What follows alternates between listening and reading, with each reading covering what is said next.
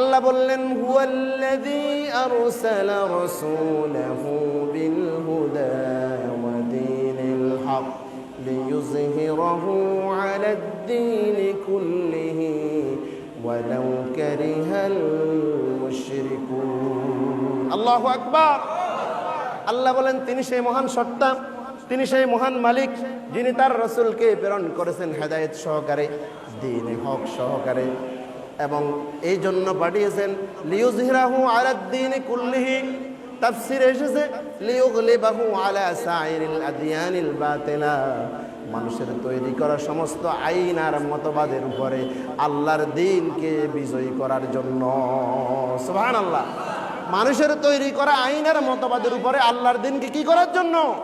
বিজয়ী করার জন্য। এখন আমি রাসূলের আশিক দাবি করি, রাসূলরে ভালোবাসি, আমার গোটা জীবনে আল্লাহর দ্বীন কায়েমের জন্য কোনো এজেন্ডা নাই, আল্লাহর দ্বীন কায়েমের জন্য কোনো প্রচেষ্টা নাই, আল্লাহর দ্বীন কায়েম করা ফরজ এই চিন্তাও অনেক মুসলমানের নাই। অথচ আমার আল্লাহ বলেছেন আন আকিমুদ্দিন ওয়ালা তাতাফাররাকু ফি, তোমরা দ্বীন প্রতিষ্ঠার জন্য কাজ করো, দ্বীন প্রতিষ্ঠা করা তোমাদের জন্য কি ফরজ। এখন আমি রাসূলের আশিক দাবি করি, রাসূলের প্রতি দুরূদ পড়ি, রাসূল আতর লাগাইতেন আতর লাগাই, রাসূল মধু খেতেন মধু খাই, রাসূল কদু খেতেন কদু খাই, কিন্তু রাসূলুল্লাহ যে দ্বীনের জন্য জুলুম নির্যাতন সয়েছেন, নিজ এলাকায় থাকতে পারেন নাই, নিজ বাড়িতে থাকতে পারেন নাই, অসংখ্য সাহাবায়ে কেরাম শহীদ হয়েছে, রাসূলুল্লাহ মক্কা ছেড়ে মদিনায় চলে যেতে বাধ্য হয়েছেন শুধুমাত্র দ্বীন প্রচারের কারণে। সেই রাসূলের দান দান মুবারক শহীদ হওয়া, সাহাবায়ে কেরামের খুন রাঙ্গা, রাসূলের রক্ত জড়া সেই দ্বীন আজকেও আমাদের মাঝে আছে, কিন্তু ওই দ্বীনের সাথে আমরা সেই ভালো ব্যবহার করছি না। আমরা দ্বীন রাসূল এসেছেন দ্বীন প্রতিষ্ঠার জন্য, কিন্তু আমি মুসলমান দাবি করি আল্লাহর জমিনে আল্লাহর দ্বীন কায়েম করা ফরজ। রাসূল এসেছেন মানুষের তৈরি করা আইন আর মতবাদকে বাদ দিয়ে আল্লাহর আইন প্রতিষ্ঠার জন্য, কিন্তু আমার জীবনের চেষ্টা প্রচেষ্টা, আমার মিছিল, আমার স্লোগান সবগুলা মানব রচিত আইন প্রতিষ্ঠার জন্য, ঠিক কিনা? আমি নামাজও পড়ি, রোজাও রাখি, তাহাজ্জুদও পড়ি, দাড়ি পাকা, মাথায় পাগড়ি, গায়ে জুব্বা, মসজিদে বলেছি আল্লাহ আল্লাহ বড়, আল্লাহ শ্রেষ্ঠ, আল্লাহ ছাড়া কারণে মানি না, লা ইলাহা ইল্লাল্লাহ, সকল ক্ষমতার উৎস আল্লাহ, আইনদাতা নাই, বিধানদাতা নাই আল্লাহ ছাড়া, সবগুলা কথা বলেছি, কালেমার ঘোষণা দিয়েছি, নামাজে আল্লাহু আকবার বলেছি, মসজিদে এসে বললাম আল্লাহই শ্রেষ্ঠ, কিন্তু সমাজে গিয়ে আল্লাহকে শ্রেষ্ঠত্বের জায়গায় আমি রাখতে পারি নাই। রাসূলকে নেতা বলেছি, রাসূলকে উপর দুরূদ পড়েছি, সব ঠিক আছে, মুখে বলেছি সব, কিন্তু বাহিরে গিয়া মানব রচিত মতবাদ আর আইন প্রতিষ্ঠার জন্য আমি কাজ করি। আল্লাহর নবী বলেন মাল্লাম ইয়াগুযু ওয়া লাম ইউহাদ্দিস বিহি নাফসুহু মাতা আলা শুবাতিন মিনান নিফাক, যেই লোকটার গোটা জীবনে যিনি জিহাদে অংশগ্রহণ করে নাই, জিহাদ করা দরকার, আল্লাহর জমিনে আল্লাহর দ্বীন কায়েমের জন্য কাজ করা দরকার, আল্লাহর দ্বীন কায়েমের কাফেলাকে সহযোগিতা করা দরকার, তাদের সাথে থেকে দ্বীন কায়েমের জন্য কাজ করা দরকার, করে নাই, করা দরকার, এই চিন্তা যে যার অন্তরে কোনোদিন আসে নাই, এই চেতনা, এই প্রেরণা, এই কল্পনা, এই প্ল্যান প্রোগ্রাম যার জীবনে ছিল না, যদি এই অবস্থায় সে মারা যায়, নবীজি বলছেন মাতা আলা শুবাতিন মিনান নিফাক, নাউযুবিল্লাহ।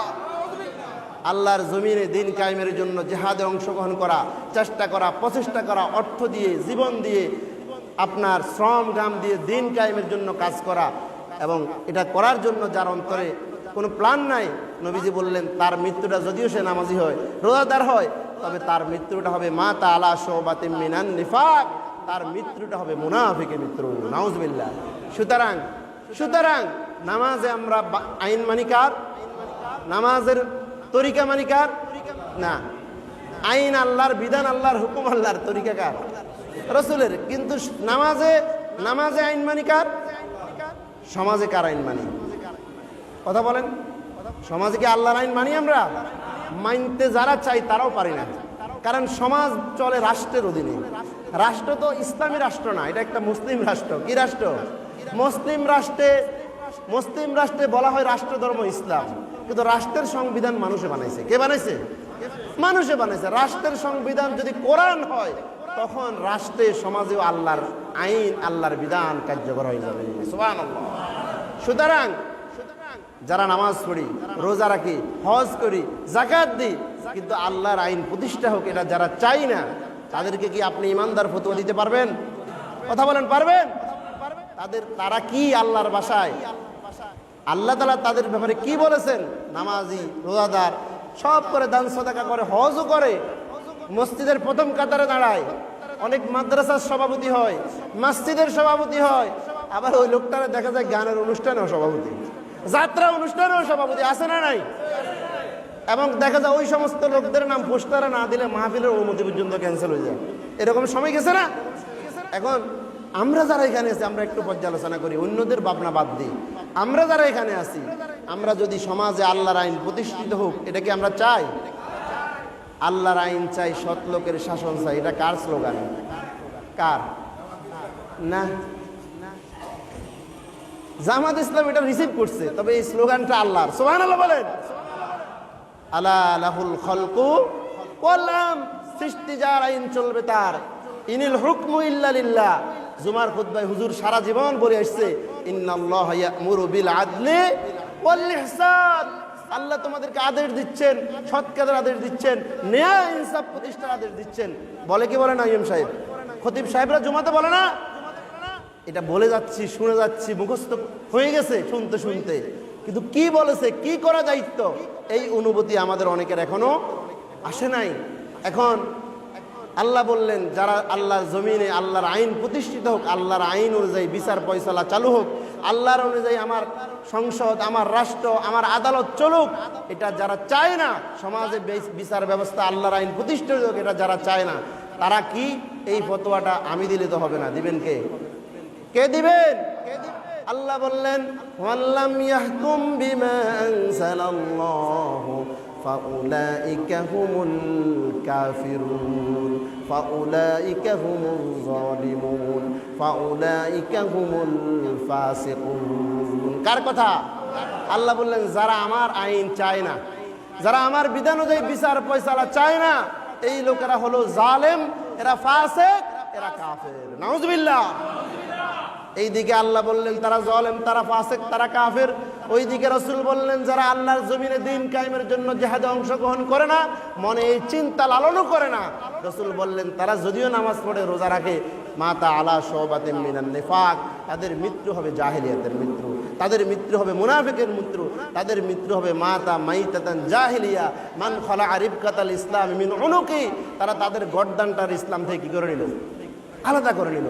এখন আপনারা বলছেন, আমি বললাম কার স্লোগান, আপনারা বলছেন জামাত ইসলামের স্লোগান। কার স্লোগান? আল্লাহর এই কথাকে জামাত ইসলামী ধারণ করেছে, আলহামদুলিল্লাহ। তাহলে যেই সংগঠন আল্লাহর এই স্লোগান ধারণ করেছে, ছোট্টবেলা আমরা শুনতাম আল্লাহর আইন চাই, সৎ লোকের, তখন আমরা বুঝছি এটা জামাতের স্লোগান, এখন দেখি এটা আল্লাহর স্লোগান। সুবহানাল্লাহ। সুতরাং জামাত ইসলামী বা যেই সংগঠন এই আল্লাহর এই স্লোগানটা ধারণ করেছে, এই স্লোগান যারা ধারণ করেছে, তারাই প্রকৃত একটা আল্লাহর আইন প্রতিষ্ঠিত এটা চাই। সুতরাং নিজেকে ফাসিক হওয়া থেকে, কাফের হওয়া থেকে, জালেম হওয়া থেকে, মুনাফিকের মৃত্যু থেকে বাঁচতে হলে আমাদেরকে সংগঠনের অধীনে সংঘবদ্ধ হয়ে আল্লাহর জমিনে আল্লাহর দ্বীন কায়েমের জন্য সকলকে এক হওয়ার দরকার আছে না নাই? আছে না নাই? আল্লাহ বলেছেন, ওয়াতাসিমু বিহাবলিল্লাহি জামিআন ওয়া লা তাফাররাকু। সংঘবদ্ধভাবে তোমরা আল্লাহর রজ্জুকে কি করো? আঁকড়িয়ে ধরো। আমি আপনি আল্লাহর দ্বীন কায়েমের পক্ষে থাকি আর বিপক্ষে থাকি, আল্লাহর জমিনে আল্লাহর রাজ কায়েম হবেই হবে ইনশাআল্লাহ। কেউ ঠেকায় রাখতে পারবে না, কারণ আল্লাহ বলেছেন, ইউরিদুনা লিইউতফিউ নূরাল্লাহ বিআফওয়াহিহিম ওয়াল্লাহু মুতিম্মু নূরিহি ওয়ালাউ কারিহাল কাফিরুন ওয়ালাউ কারিহাল কাফিরুন। আল্লাহ বলেছেন, আল্লাহ তাআলা চায় তার নূরকে, তার দ্বীনকে, তার আলোকে বিকশিত করতে চান।